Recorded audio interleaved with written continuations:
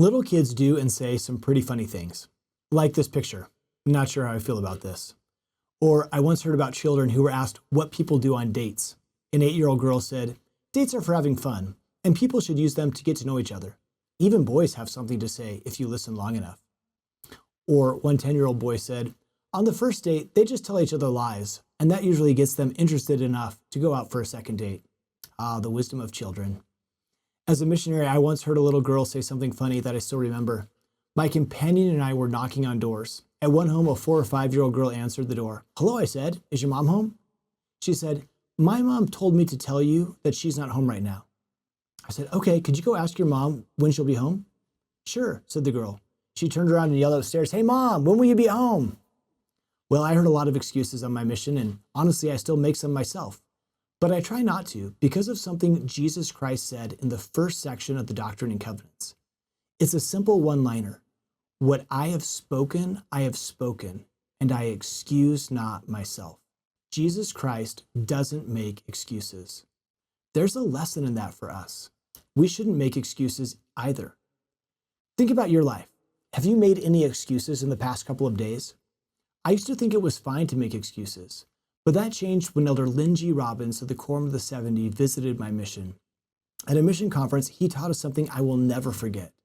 He said something to the effect of, "Anytime you blame or point a finger, it will hurt you." He went on to teach, even if you're right, it will hurt you to make an excuse.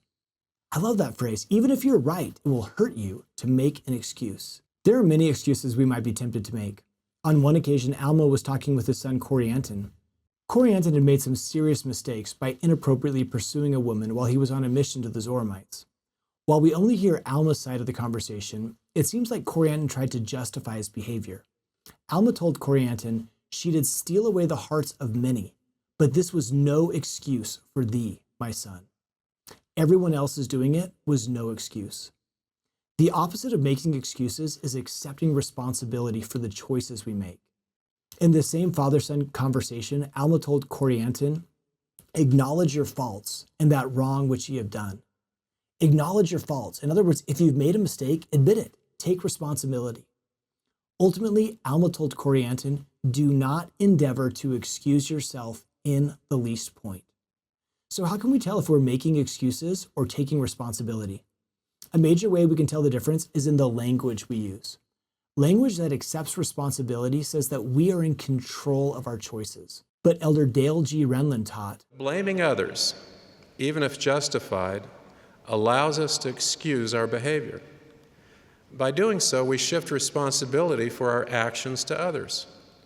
When the responsibility is shifted, we diminish both the need and our ability to act. We turn ourselves into hapless victims rather than agents capable of independent action. Instead of making excuses, let us choose repentance."